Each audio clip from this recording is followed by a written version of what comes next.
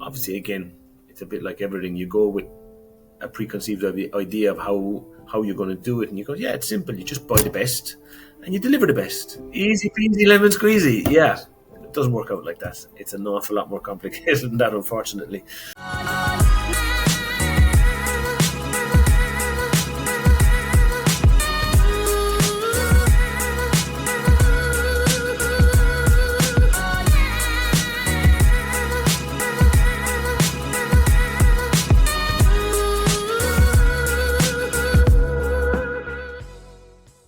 Hi everyone, welcome to the Montclair podcast. Today I'm excited to introduce our guest. His name is Paul Healy. Paul is the founder of Sabor Provisions in Barcelona. After a successful career as a chef, learning from the kitchen of restaurants such as the Fat Duck, the iconic 3 Michelin-star restaurant in Bray-on-Thames in the UK, Paul continued his career as a super yacht chef before venturing to the business world when he launched his provisioning business for super yacht, where he has made a name for himself by always delivering exceptional quality. Timing is also something very important that Paul has shared with us, and he's now adapting to the ever-changing challenges of the super yacht industry, because as we know, there is not only the qualities that is at stake. You have to be on time. You have to be able to deliver sometimes the impossible, and this is what Paul is trying to achieve on a daily basis.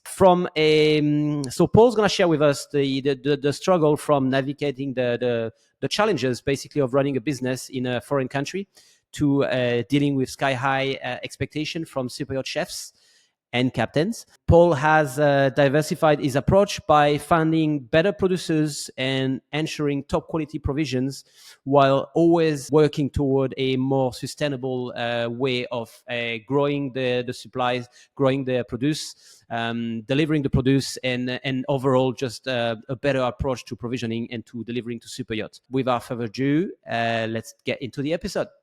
Welcome to the Montclair podcast. Today we have a Paul Healy from Sabor in Barcelona. Paul, how are you? Very good. Thanks for having me. Good to see you. No problem, Paul. No problem. It's been a while since we met face to face, but I'm sure we will at some point. Absolutely. Yeah, well overdue at this stage. Yeah. Because you were here a few weeks back, weren't you? But I was busy. I don't know what I had on. I had something on anyway, but I can't remember, Paul. I can't remember. Yeah. Life of the super yacht chef, which I stopped a little while ago, but yeah. Anyway, so Paul, for people that don't know you, can you just remind us a little bit where you're from? Where did you grow up originally? Yeah, so I grew up in Cork in Ireland, and that's like just a small town, maybe 10,000-15,000 people.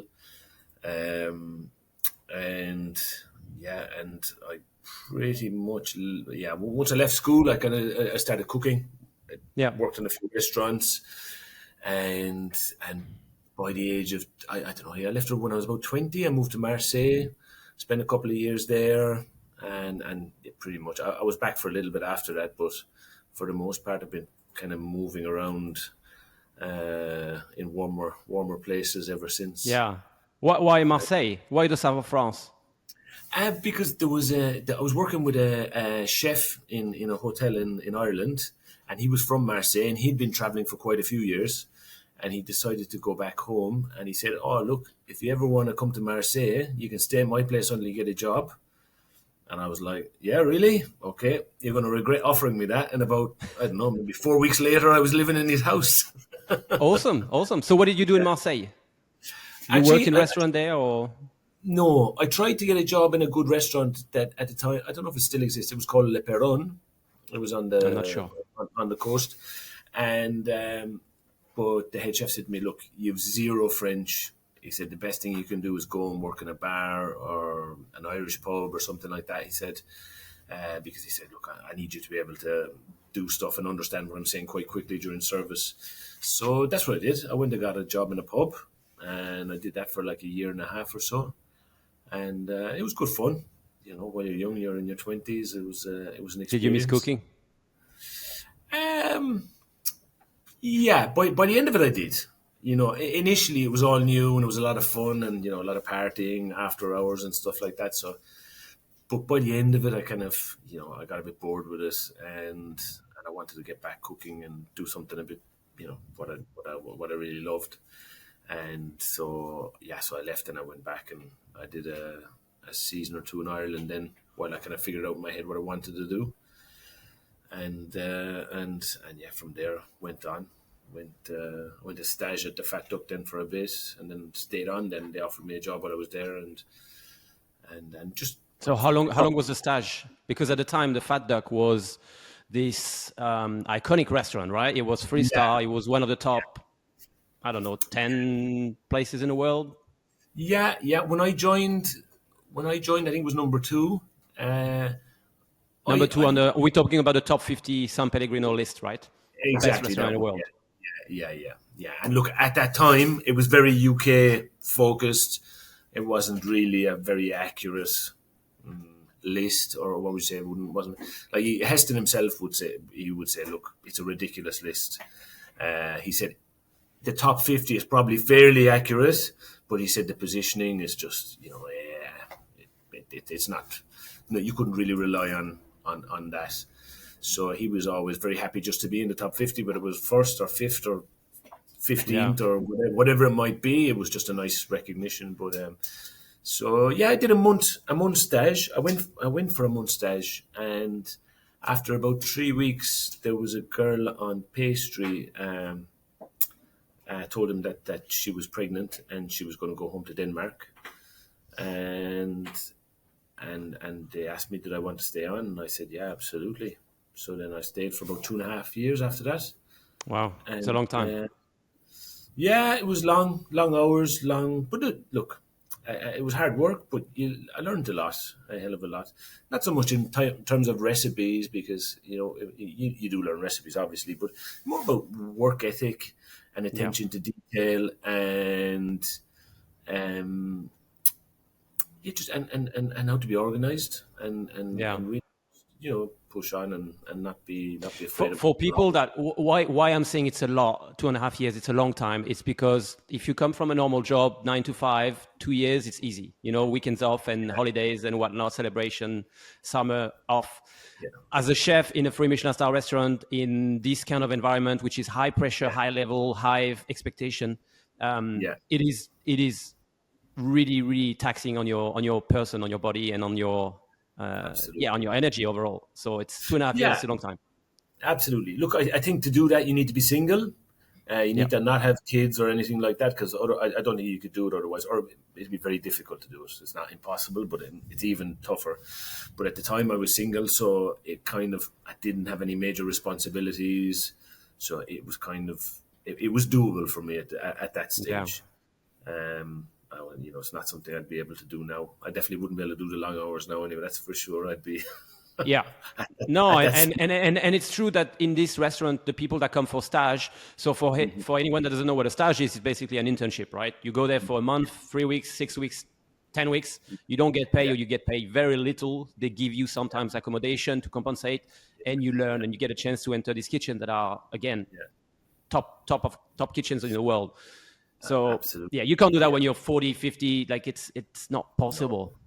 No, it'd be very difficult to do. So, but look, it's a good experience. Look, there's aspects of it that are great, positive. You learn, you meet a lot of interesting people that go on to be quite successful themselves over the years. So it's interesting in that way. You see people kind of, there was a few guys there definitely that stood out.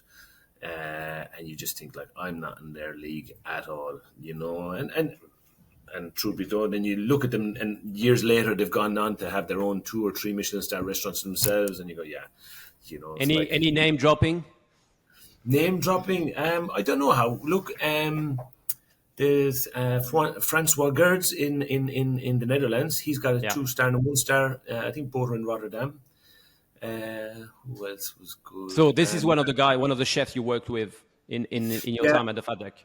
Yeah, Frankie was with me he was there for about a year, I'd say. Like, he was there when I arrived, and I'd say for about the first year I was there, he was there, and then he went home to the Netherlands to set up his own thing. but like it was pretty obvious at that stage, like he was going to do well. Look, you never know if he's going to get stars or whatever, but he was definitely Yeah. going to do well for himself. And these And were then stagiaires, or were just chef de parties or commis, or were they uh, sous chefs?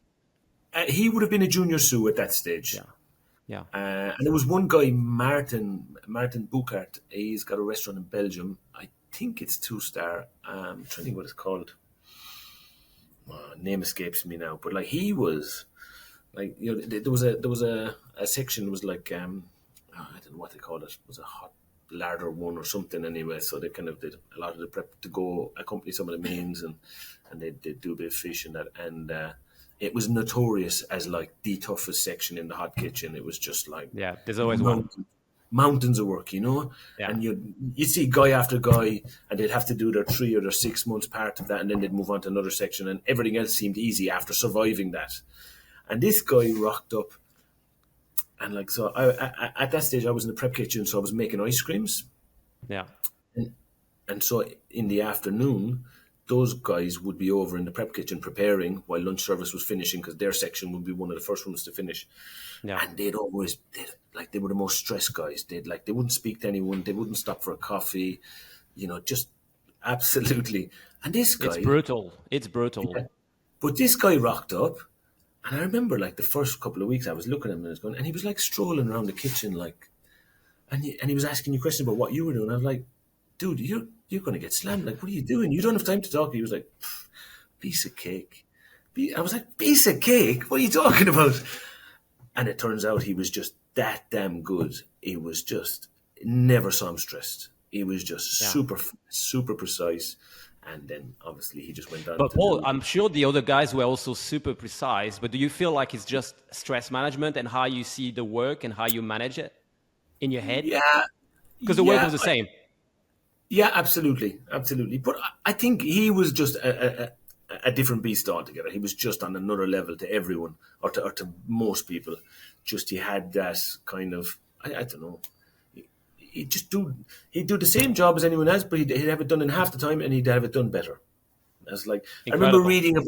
I remember reading about Marco Pierre White when he started, or when he was young, and I read another chef's story about him, and just saying that he was just like that.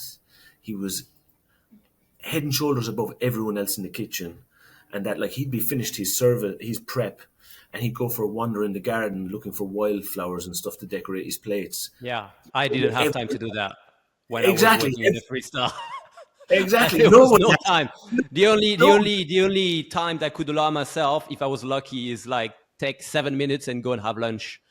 Yeah, exactly. And I saw he reminds me of him. He was just like on that other level. And then there was Tom Allen. He's the head chef of Dinner by Heston in Dubai now, and he was a bit like that. He wouldn't go picking flowers. He'd use his spare time to go around and like play pranks on everyone else or anyone, and he was just a messer. But he was good for the morale. I feel like I need to have him on the show. It sounds like a cool guy. I'm sure he's got cool stories. Oh man, he was a legend. He was brilliant. He'd do all sorts of nonsense. Just anything just to add a bit of spice into service, because for him it was so easy. So and then the guy that was stressed was always the guy that became the what was it, the victim of the prank. But it was good fun. So It was good. 2.5 years, Fat Duck, and then what do you do? Yeah, and then I hadn't done much pastry prior to that, and the head pastry chef at the time was a guy called Jockey, and so I asked Jockey. I could see that kind of there were two paths. Either you kind of step up the ladder a bit, and you take a more. And I still felt I had, because I was fairly new to pastry, I still felt I had a huge amount to learn. So I felt like if I took a kind of a lower management, or like a head of pastry, because he was moving on up to kind of development and stuff like that. So if I kind of moved up a bit, it'd be interesting. You'd learn management skills, but I felt my pastry knowledge was still very much lacking. Yeah. So I asked him where would he go if he could go anywhere, and he said Paco Torreblancas in Alicante. Wow. And so I went, and Heston contacted someone, and they hooked it up that I could go there for a week as a little mini stage, and while I was there for a week, then I just said, I'm here really because I want a job, and they were like, yeah, okay, come on back, and so I went back and I stayed there for about 2 years again, give or take. It's a good time again to see all the technique, the recipes, and really Yeah, get that absolutely. under. You kind of need it because I think if you were a proficient in pastry already and you went in there for 6 months, you'd have the know-how to pick up everything in quite a short Yep. period of time. Whereas I was very new to it, and the thing about being at the Fat Duck, you're kind of very narrow focus on those specific recipes. There's Or an product, awful lot. or component of the dish, because some of the guys in these places, they Yeah, would be picking spinach for days, if not uh, weeks, or flowers, absolutely. like you said. So Absolutely. So you're not getting a massively broad spectrum of pastry work, Whereas if you went to somewhere like the Manoir, where they do, they're renowned for their French pastries and their breads and stuff like that, you'd get a and their far, tough far. kitchen. Oh yeah, massively so. Yeah, yeah. There's no messing around there. But like you Yeah, go yeah. there, you spend a couple of years there, and you come out of there and you know your Yeah, stuff. you're on top of the game. 100%. Someone that has worked, has done the 2.5 years, because I did a quick trial there just before I was starting in my other Yeah, restaurant, yeah, um, yeah, and this was a very intense kitchen. Like you could see, yeah, everyone was really focused, really careful, really yeah, fast. Like you could see if yeah. you spend 2.5 years there, you come out on top. Like you would Absolutely, know how to run this type of kitchen. Then it doesn't give you the absolutely. creative side and all the other thing that comes later. But No, um, no. Yeah, but you kind of need those building blocks, don't you? You can't yeah, go straight in and all of a sudden start making bubble and smoke and all that without actually having the basics. And yeah. and so I think Torreblanca was a good spot for me for that kind of thing, so that I learned a bit more. Kind of, So you still did. Torreblanca, what year was that? I went there in 2008. It would have been the end of 2008, kind of like October, November 2008. I went there. Hmm. And then I left at some point so it must have been 2010, I suppose. And then at that point, I went to work on a boat because one of the guys that I had worked with at the Duck came to visit me while I was there, and he'd like, "What's a cash?" And I was like, "The hell?" To get all this, he said, "Oh What did yeah, I you work do? on a, he said, I worked on a yacht for a season, loads of money, there's that," and I was like, and of course, I was on maybe €1,000 a month or something, living from paycheck to paycheck. Yeah, Not really an awful lot left over, and I was kind of like, I was like, after doing that for a few years, you start to crave to have just a little bit extra, a little bit of spending money, be able to save something, and so I was like, right, I'm going to give this yacht thing a go, and so I packed up my gear and I said ciao to Spain, and off I went. Off I went to the south of France looking for a boat, not so where really did you knowing go? what I was. Where did I you went go? to. I went. I rented a room or something in Juan Le Pen or something like that, and I just printed out some CVs, and I must have started in Antibes, and for about 5 days I just walked from boat to boat until I got to Monaco, and just hand up my CV, looking for a chef, until I got to Monaco, and there was a Palmer Johnson just started pulling in, and the engineer took my CV, and he said, "Well, actually," he said, "we take chefs for the season." He said, "Probably in the next week or two, we'll be looking for someone." So he said, "I'll Yeah. give this to the captain." And yeah, true enough, the next day the captain called me, came back, did a trial, and yeah, and I got that job. By the skin of my teeth, I think, really, because I had quite a few years of pastry done at that stage, so my savoury had kind of like, I wasn't. But anyway, I blagged my way through it, and I got away with it. And Yeah. yes, did the season on there, which was a real eye opener. It was kind of a whole new world. What was the size of the boat? It was 46 meter, but there's like Okay. Palmer Johnson's, the like gold ones. Yeah. It was the first one of those, I think. It was hull number one. So it was like Okay. this go fast, very flash, very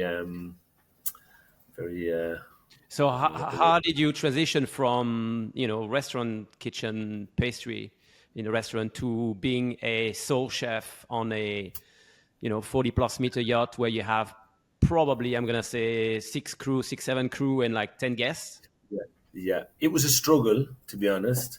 I suppose initially, yeah, I suppose hindsight's a great thing, but at the time, I felt that their expectation was going to be this really fine dining, really, this kind of Michelin star. So I was like making gels and things that Yeah. pop and all that kind of stuff. You were And making once they restaurant food, Paul, basically. You were making what you've learned. precisely, and whereas very quickly they kind of explained to me, yeah, that's great when we're having a special dinner or friends around or whatever, but really, we want what you want to eat, spaghetti bolognese, or Yeah. with a little twist maybe just to make it nice, Yeah. or maybe an old school lobster thermidor, or spaghetti vongole was something they loved, and which is Yeah. something I had zero experience of. So I actually found myself, with these kind of years of experience and this idea in my head that I knew what I was doing, and very quickly finding out that actually I had no idea what I was doing, that I was starting at the bottom all over again, and so yeah, I struggled. I struggled at times, and it didn't all go great. There was days it went great, and they were very happy, and there was days they weren't so happy, and you know they were quite they were good to And give me feedback. yeah, the challenge as well as a chef is like when you come from a restaurant background, suddenly you are, front of house because you're gonna go there, talk to them, get the Yeah, feedback without yeah, filter sometimes, and it can be hurtful. yeah, absolutely. But it's so valuable because then you get, there is no filter, there is no, lost in translation, no like mixed messages. If they said, "I love Yeah, this dish," that's yeah, one of the go-to next time they come on board. You're gonna get that again. absolutely. And as well, if I think as well with restaurants, is what it's obvious now, but at the time, I hadn't really thought about it. But if you're let's say you're a restaurant and it's modern British food, well, already the clientele that are coming looking for what you're doing. Yeah, Now, whether they like how you've done it or not is a different story. But whereas with these clients, you're coming in with your modern British or your modern French or your modern Italian or whatever it is, and they might go, "We like Asian food," yeah. or we don't like that. With my very first night on board, I did. I can't remember what I did for main course, but like I did like really good sticky toffee pudding recipe.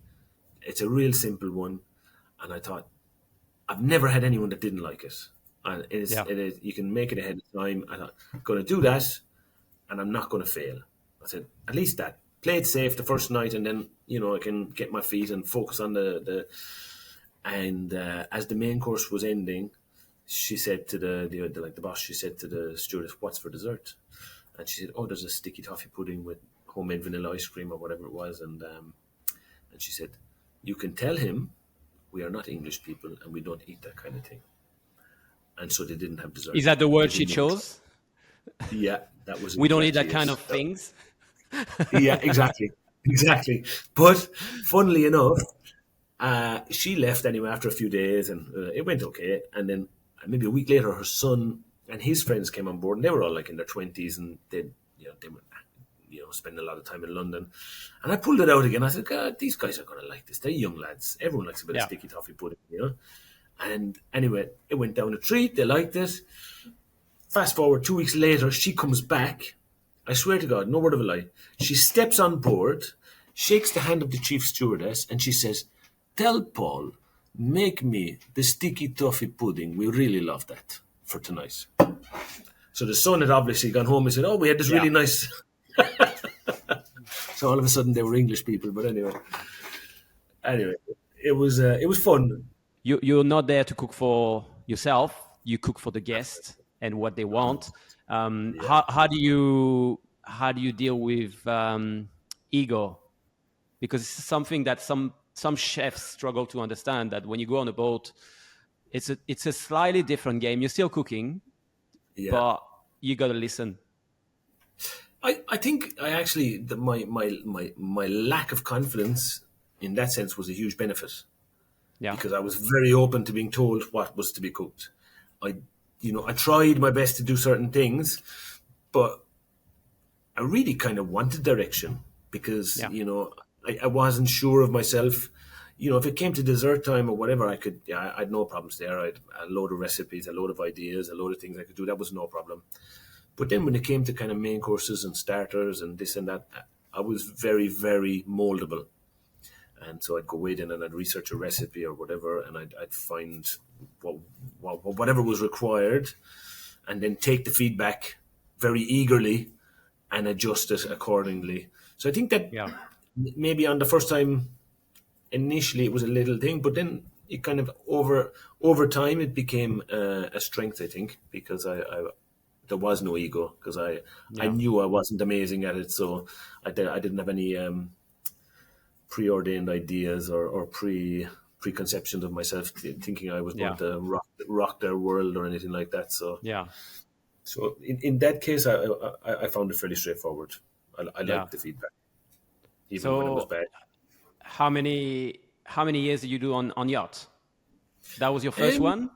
that was the first one. Then that was just a seasonal job, so that finished up in, let's say, October.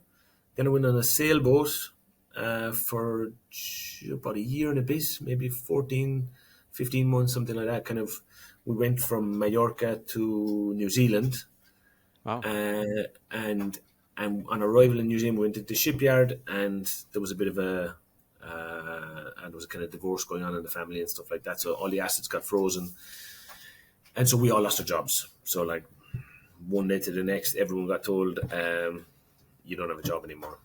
Yeah. So that was that. So I came back to France after that, and a captain who's a friend of a friend, who's another captain, I asked him, did he know of any jobs? And he said to me, well, actually, he said, there's a boat. It's a 34-meter motor yacht down around Monaco, kind of Cap d'Oeil area. And he said, it's not the biggest boat, not the most exciting boat. He said, but he said, crew stay for a long time. He said, they're all there minimum 3-4 years. He It's a said, good go and sign. have it. Yeah, he said, go and have a chat with the captain. He's a great friend of mine. He said, you might get more money on another boat. You definitely will. But he said, that's not everything in life. And so I went down, and the captain was a guy from Liverpool, and he was just a good laugh. And we hit it off straight away.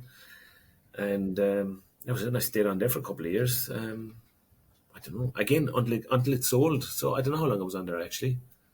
But anyway, I stayed on there, and in British family, very nice people, really, they were lovely. I couldn't say anything bad Yeah. about them at all. They were really good to work for. They were really personable. They come into the galley in the morning to say good morning and come in and chat. And the wife of one of the kids I think she was Sardinian, and so she'd come into the galley and she'd show me how they'd cook at home certain dishes, Amazing. Yeah. and just a real, it was like, I don't know, you were just there, part of the family. Yeah. The galley door was always open. They'd always come in and made you feel welcome, and so it was great. I really enjoyed that boat. Really enjoyed working with the crew. Fantastic crew, great captain, great But family. again, it comes down to, I think, and maybe I'm wrong, but I think it comes down to the owners of the vessel. How do they interact with the crew? Do they actually somehow, I want to say, do they actually respect the people that are there and, say hello, thank you, how are you? Yeah, Just yeah, care a yeah, little yeah, bit, even if yeah. sometimes they don't have to. And that makes a Absolutely. big difference because then you feel like what you do is actually, there is recognition for it. It's not, Yeah, you're not just a number, absolutely. And like I asked Baz one day, the captain. I said, Baz, like, there's huge turnover on so many boats. I said, Baz, like, how do you do it? Like, what is it that you do apart from treating people with respect? But like, and he said, Paul, to be honest, it's very easy. Pay them what they're worth. That's it. Treat them with respect and pay them what they're worth. Finish. End of story. He said, there's nothing more to it. They will yeah, stay. And like, engineer had been on since the build.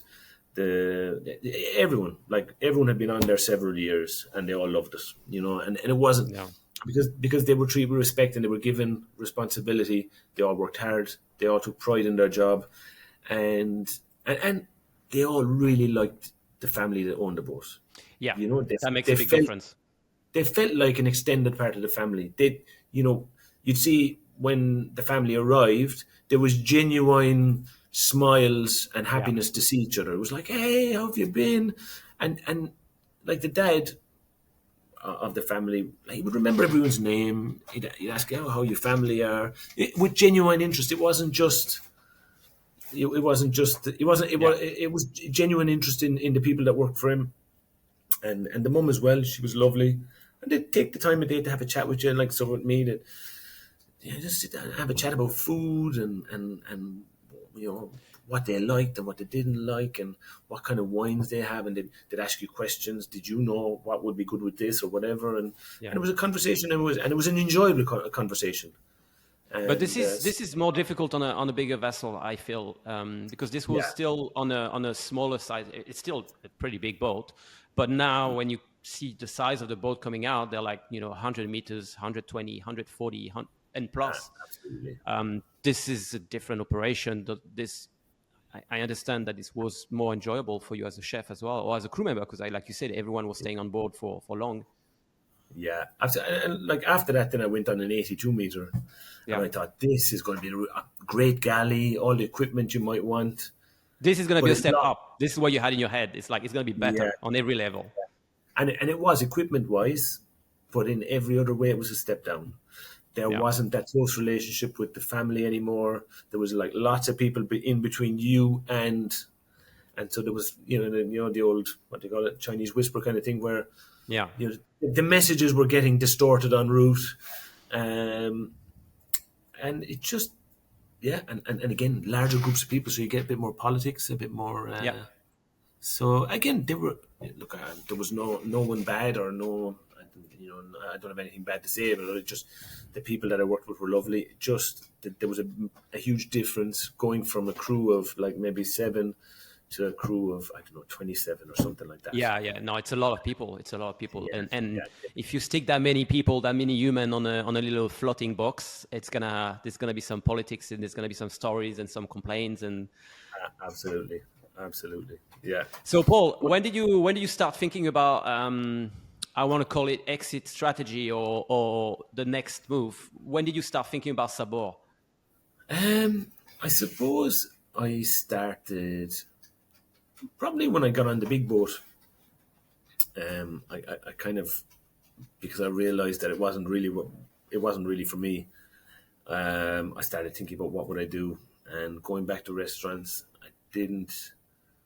Yeah, I kind of like I was. What age was I? I was 30. I was in my early 30s at that stage, and I thought going back in now, killing myself for. I didn't see it, so I was always very interested in the ingredients and sourcing the ingredients and getting the best. Just fascinating where stuff came from and why it was better from here rather than there, and just I think most chefs are really just kind Yeah, of getting excited about where the produce comes from, and I just thought maybe it's something I could do. Maybe I could go and obviously again, it's a bit like everything. You go with a preconceived idea of how you're going to do it, and you go, yeah, it's simple. You just buy the best, and you deliver the best. simple, right? Easy peasy lemon squeezy. Yeah, it doesn't work out like that. It's an awful lot more complicated than that, unfortunately. But that's it. If I knew how complicated it was, I probably wouldn't have given it a go. But Yeah, sometimes it kind of with restaurants, so it's that naivety, and once you're in, then you find a solution. yeah, Whereas if you're thinking about if with a bit too much information, you probably don't make that jump and you don't take that chance. yeah. Uh, and so yeah, that was kind of it. I was just started thinking about that, and I thought, well, yeah, look, I could give it a go, and kind of Which year? that's Which year was that? The that start of was Sabor, 2014. So 2014. yeah, so I came to Barcelona in March of 2014. I think it was St. Patrick's And I weekend. have to ask Paul, why Barcelona? Sorry to interrupt, but why And Barcelona? Why not the south of France? Because this is where you were starting. yeah, well, I think my time in Alicante, I had fell in love with Spain and the people and the way of life and just that kind of general, I don't know, I don't know, live and let live kind of attitude. There's not, Yeah, yeah, just very easygoing culture. They like to sit out and have a beer and have a few snacks in the evening, and the tapas thing and the whole lifestyle. I just quite liked it. It just appealed to my personality, I think. And and then so when I started thinking about the provisioning thing, I was like, well, the south of France, there's all these great companies. How am I going to compete with them? Yeah. Uh, and and then I looked at Spain, and there was a few agents doing a pretty decent job, but there was no one just doing provisioning. So I thought, quite often, if there's no one doing it, there's a good reason for it. But sometimes Yeah. you can get in, and so yeah, I came down and I gave it a go, and I had a few friends and a few contacts from the industry that a few chefs and that I had met over the years that gave me that little bit of a start, and again, the first few orders were pretty terrible, but people kind of stuck with me, gave me an opportunity, realized that I was like learning as I went, and for that I'm very grateful. Without those people taking a chance on me, there's been a few captains over the years that kind of went, look, just we're going to give Paul this order, we're going to give him a shot. Yeah. Probably deep down knowing that they'd be better off shopping elsewhere, but they just thought, I'm going to give this guy a leg up. And I wouldn't have a business today if it wasn't for those people. Yeah. No, the support you get from people is not always because you might be a little bit more expensive sometimes, or like you say, a little bit less experience. But at Yeah, the end, if they believe in you, they know you're gonna get it together, and you're gonna yeah, give them back maybe 10x what they gave you or what they help you with. yeah, absolutely. Look, you gotta at least you're going to do your best, and you're going to try your best, and go that extra mile for them, and uh, and yeah. So look, there's been ups and downs. Lots of them, but overall, yeah, it's kind of you build relationships with people, and you meet people over the years, and Yeah. and like and I think that's probably the most enjoyable part of it, really, like just meeting people and seeing how they're progressing in their careers, like because a lot of the guys and girls that were chefs when I started, they've already moved on, and they've gone and started their own business or their own restaurant or their own whatever. And it's nice to see them progressing and taking those first steps, and making successes of themselves. And sometimes they fail, like all of us can, and they get back up and they go again. And so yeah, it's nice Did to you see. did you ever feel like Sabor was going to fail at some point, or was Oh, it? I'm sure it wasn't always yeah, green loads of grass times. and Absolutely loads of times. There was more times I thought it was going to fail than there were successful times. Yeah, there was loads, man. Like when I remember even yeah, there's been a handful of times like that. Even just in that first year, I was really struggling to get suppliers to give me what I needed, and there was a language barrier. Now my Spanish was pretty good, but it's yeah. still they didn't have the culture of the kind of products that yachts were used to, and Also, Paul, side note on this: when you come from a free Michelin star background and you go into anywhere in the world and you ask for something, your standards are through the roof, and then what people give you, it's often less than half of what you're expecting, yeah, and you're like, what? How is this possible? So you have to kind of like educate them on what you want to be able to yeah. deliver what you need.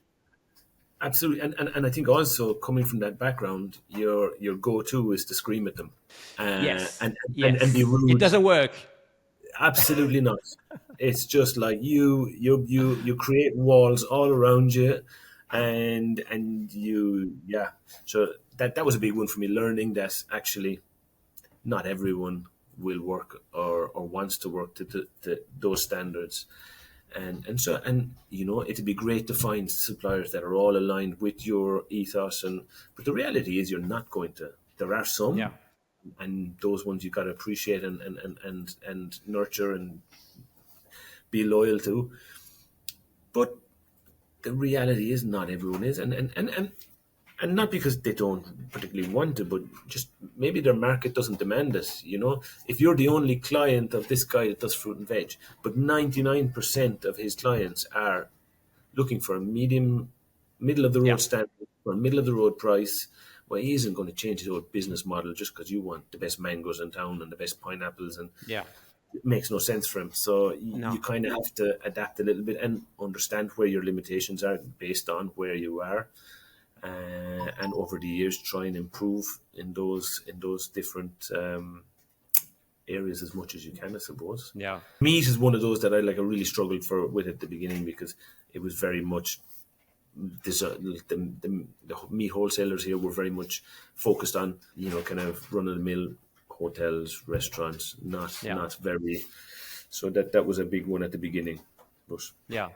along And with people. when serving super yachts, Paul, is there one thing you wish that could change in the way maybe they order, in the way they expect, in the way they work in general? Something you could tell them, like if for anyone that listen, maybe a chef or a chief stewardess that usually work with you, like what's the one thing that you would like to say that is, it's going to help everyone basically?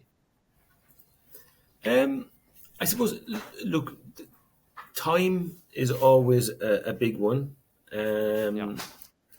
Just there's lots of moving parts with an order, and there's the more time your provisioner B or your supplier has, the better.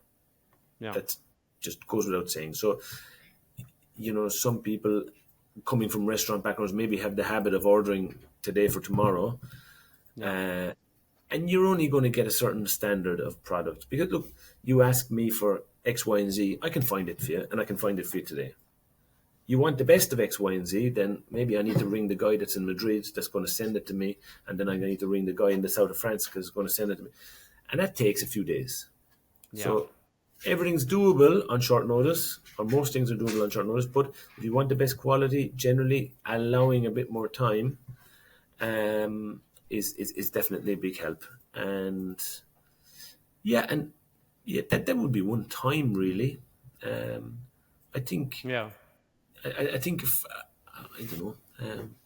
What would you say? Look, and again, it's not down to the chefs really. It's from management companies and stuff. Really, the kind of these quote wars that go on, Yeah. and that's I know a huge, because I was one of them that was asking you, Paul, can you quote this and this yeah, and this? And yeah. But your quotes were more kind of generally. You wanted to know how much you needed to spend, yeah, and you're like, okay, I've got X to spend for the prep for this season. And if there was yeah, something that seemed outrageously expensive to you, you could pick up the phone and go, hey, Paul, why is this so expensive? Or can we get a yeah, cheaper one? Or whatever, just to give yourself an idea. Like, I understand that. But what a lot of these, I understand is coming from management companies, and that is they're obliging chefs to get 3 quotes from 3 suppliers and that kind of thing. And really, it's not, yeah, it's not really, it's what was it's a false economy. Because, let's say a fillet of sea bass, I can get you the cheapest sea bass in the market if you want. yeah, It's not something I take home and eat with my family, but I yeah, can get it for you. I can get it and win the quote every day of the week. I refuse to do that, but there's a lot of companies out there that don't, and they end up getting more business because they have. Well, yeah. I'm not. I don't want to speak badly about them either, because they're doing what the market is asking of them. No, absolutely. And there is room for everyone. There is room for Yeah. everyone. But it's true that if you want quality overall, and if you want a good standard, purely basing your idea on a price of the quote, Yeah. saying that this guy is better because it's cheaper, or this guy is better because he's in the middle of the quote. At the end Yeah. of the Yeah. day, it's down to the quality of what you get, and was it fresh? Was it frozen? Is it prepared properly? Is it sustainably sourced? Is Yeah. it actually healthy for your crew and for your guests? There's a lot Yeah. of variable here that is. But the fact that if you need to ask 3 or 4 different suppliers for a quote, also you are wasting time. You're wasting a little bit of time. I think you should have 1 or 2 that you trust. Yeah. And I think, to be honest with you, like if you're working with a supplier that you trust and you've got a relationship with, look, at the end of the day, you know what they're going to give you, and you can just. And at the end of the day, you ring me up after a delivery. You go, "Hey, Paul, look, the onions are really expensive this time around," Yeah, and we'll sit down, we'll have a conversation about it, and we'll come to some sort of a solution. yeah, There's no one trying to rip anyone off. We're all in this together, and I think it's kind of like the owners, they've spent so much money on this amazing yacht, yeah, and they try to get the best crew, pay them well, best chef, best whatever they can. and then to be saving a few cents on the chicken, and well, you're taking away the real, a chef with great ingredients can be a great chef. A chef with crap Yeah. ingredients can't be a great chef. And so Yeah. you're kind of like at the very last hurdle. And again, don't get me wrong, this is not me about me making a better margin or whatever. It doesn't matter. The margin is the same on the cheap bit of fish as the expensive bit of fish. Yeah. It doesn't matter. But I want to sell something that I would at least be happy to take home and eat on Yeah. my table with my family. And I'm not a billionaire or a millionaire or anything like that. So Yeah. if I can afford to eat it, surely be to God. You mean the crew are well paid, deservedly so, because they give up a huge amount of their lives. They give up their whole lives working on a boat. Yeah, and they Surely give it they their time, which is not, it's not all about the money you're getting. It's about what you put in as well. And that time you don't get it back. So it's important that exactly, you, and surely they deserve to eat a decent quality of food. Like it doesn't need to be wagyu or foie gras or whatever, but like just decent, like a free range chicken that isn't overly expensive, or half decent food that they would cook, that they would buy for themselves. yeah, I don't think or that's for too their much to family, ask. for themselves and for their Honestly, family, because that if changed it, it, the list very, very, very fast. When you start saying, would you give this to your kid and to your wife or to your, 100%, husband? It 100%. makes a big difference Uh, on what you yeah, choose. and we're not talking about what you'd have with your wife on a Saturday as a treat. We're talking about Yeah, Monday to Friday. Your kids come home from school. Is that what you would feed them? And if yeah, the answer is no, then it's not good enough for crew food. Bottom yeah, line, yeah, in my opinion. Now, not everyone yeah, agrees, and there's plenty of chefs that agree with me. Their hands are tied, and they're not being allowed to make that decision, which yeah, I think is a real pity, because I think it's unnecessary in the grand scheme of things. On a yacht that's worth 300 million euros, it's a drop in the ocean, yeah, and there's no one, and I believe strongly from my experience with yacht owners. You go to the yacht owner and you say, "This is the quality of food. Would you want your own crew eating good quality food that isn't outrageous, or would you want them eating rubbish?" yeah, Every single one of them will say, "Feed them well. yeah, I want them to be happy and doing a great job for me. I want them to the stewardesses to come out with a smile on their face when they greet me, and not yeah, feel like I'm a skinflint that's ripping them off." There's no yeah, owner wants that. But somewhere in the middle, with the professionalization of the industry, whereby there's this attempt to make everything more streamlined, and I understand it makes sense, fuel quotes, shipyard quotes, etc., etc.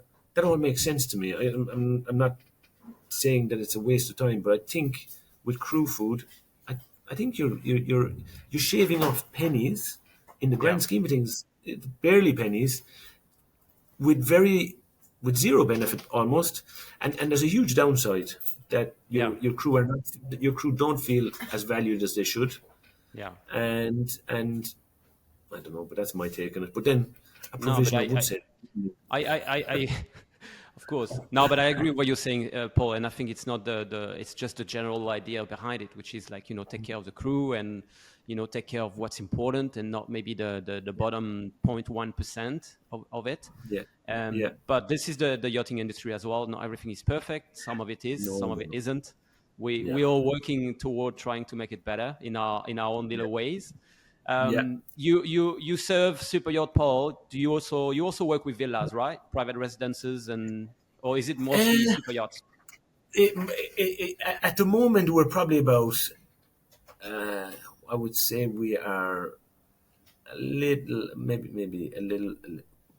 I don't know, 65 to 70% yachts, and Okay. the other 30% would be restaurants, not. Oh, restaurant. Okay. Yeah, very little villa work really, just because the volume on the villas, because the villas are they're static, and they tend to do a lot of shopping themselves, Yeah. so they'll only contact you for the kind of real specialist products. So there isn't much in it really. There's a few, we do a little bit for the odd villa here and there, but it's definitely not it's not a substantial part of the business really. So Yeah. the yachts and restaurants will be our main our main business. Yeah. And you, I don't know if you want to talk about this, Paul, but you also launched something with the meat boxes. Is that something Yeah, you're still doing? yeah. We kind of launched it there maybe 6 months ago. Yeah. It was just, again, it was kind of through necessity, not necessity, but just talking to friends. That because my young fella plays rugby, and so at the rugby club, chatting to the dads and stuff while the kids are training or whatever, and we're having a coffee, and the guys were like, they kept saying to me, "Oh, can you get good meat? Because we can't get good meat. We go to the supermarket and we're just like really unhappy with it, and it's crap." And they were like, "We don't mind paying a bit more," and so it just, I was like, "Yeah, okay, I'll bring you a few steaks, or I'll bring you a nice chicken, or I'll bring you this, whatever." And it got a bit ridiculous because I was like, every week I was coming with like boxes of stuff, and it was becoming a bit of a pain in the backside, to be honest with you. Yeah.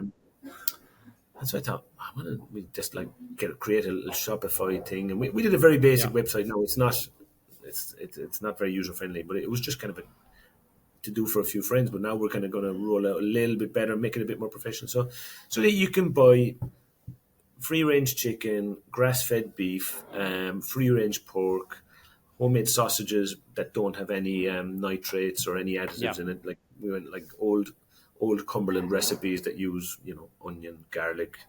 Yeah. I don't know if there's garlic in it. No, I might have made that up. But like fresh parsley, fresh milk, fresh breadcrumbs. A traditional recipe how it would have been made before the addition,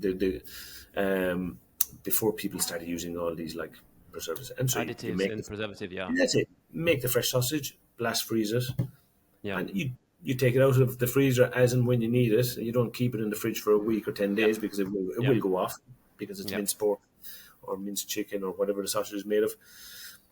And yet, so it's kind of like taking off a bit. It's like kind of we've got a few, again, mostly parents, families from rugby that kind of have a standing order every month, and they get a box of, and it's all like packed how they want: 4 pork chops, 4 pork chops.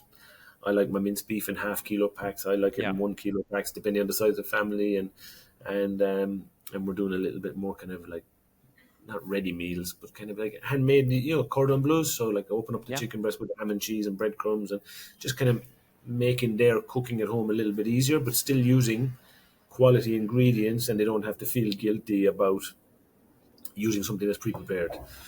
And so like that's using your supplying network and all the people you vetted and all the suppliers that you trust now, so you can deliver better end products. Exactly. And absolutely. because, So because we've our own butchery in house, because meat was a problem, we did our own butchery. So we've got 2 butchers in house, and so because of that, we have the ability to kind of, I would say, we're a bit more flexible in how we prepare stuff and how we cut it and this and that, and making sausages and burgers and whatever, and adapting to what people would like.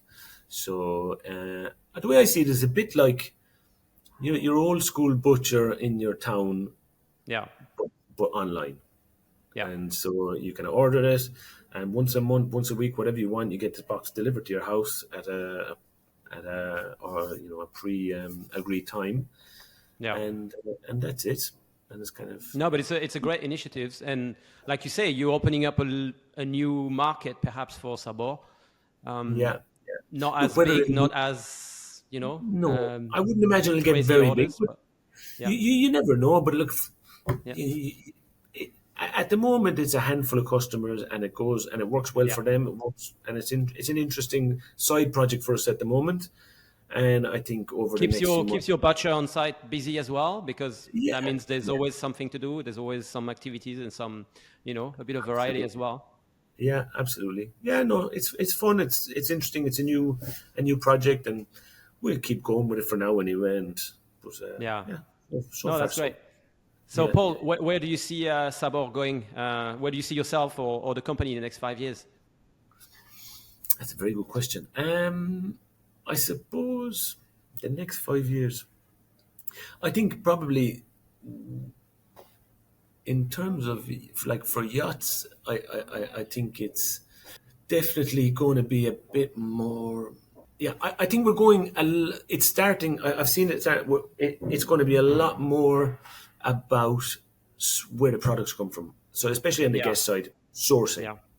Yeah. Sourcing is becoming more and more important. People want to know where the figs came from, where the tomatoes Yeah. came. They don't want this mass-produced stuff that's available all Yeah. year round. People are really kind of. I think we're going to get a lot more seasonal, which at least I hope we are. And Yeah. that in the summer we're going to use what's available in summer. In the winter we're going to use what's available in winter, and really focus. Like I met. I've been a long time fan of Franco Fubini, the Yeah. guy that founded Natura, Natura. Yeah. and yeah, and so I like been chatting back and forth with him. He came to visit. He came to visit us there maybe about 6 months ago, and just like went for lunch with him and kind of just picking his brain on because he draws from like small farmers all over Europe and then puts it all together in like in Paris and in London and in the States obviously as well.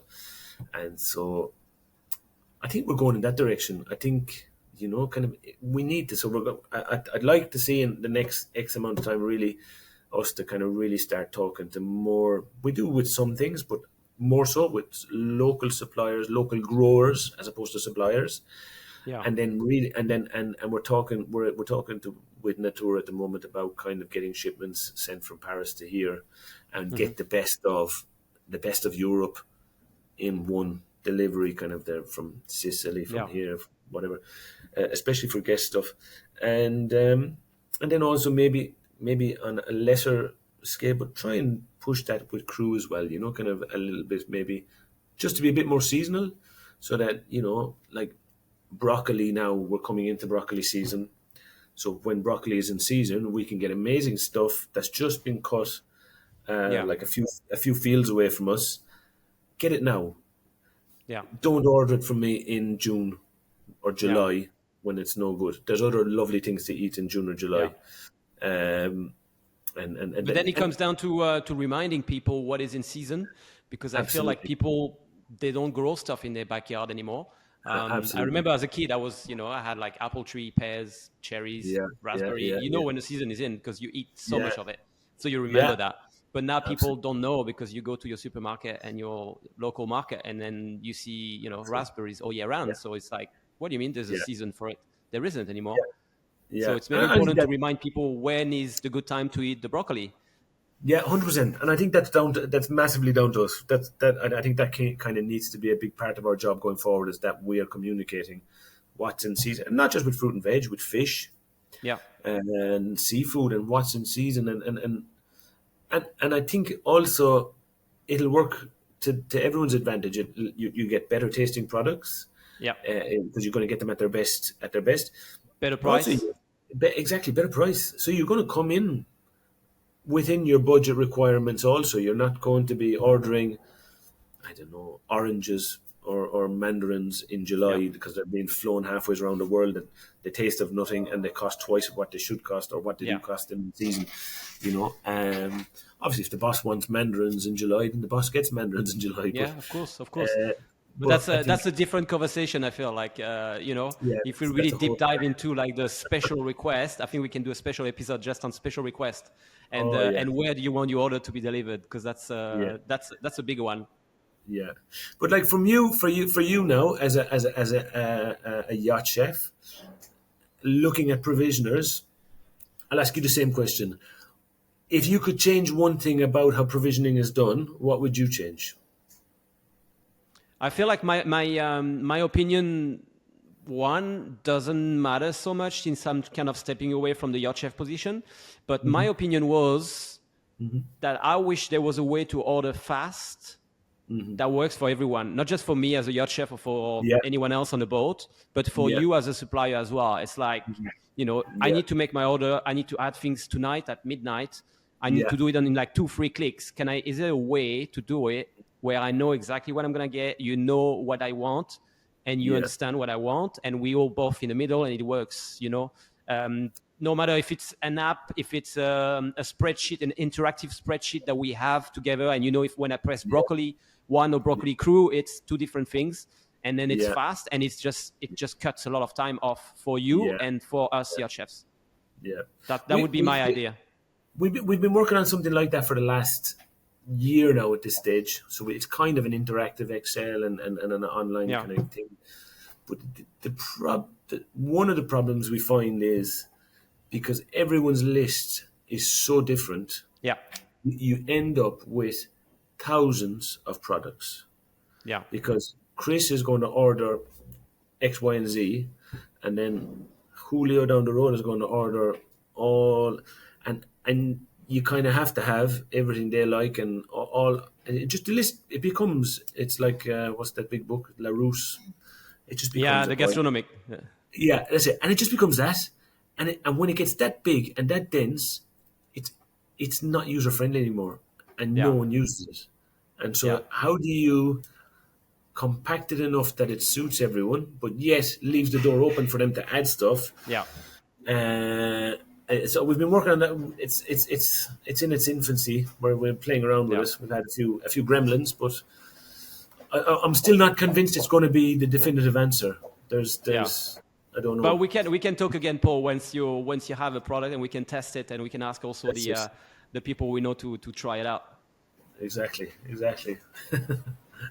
Paul, And thank you so much for being on the show. I yeah, feel like we need to have another couple of episodes to dive deep into different topics because there's a lot definitely. to say. There's a lot to We say. need, you need to get someone to interview you because you'll have plenty of information as well.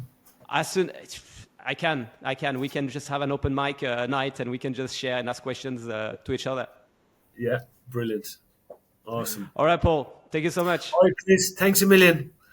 Thank Talk to you. you Thank you, soon. Paul. All the best, Ciao, man. ciao. Take care. Bye. Ciao, ciao.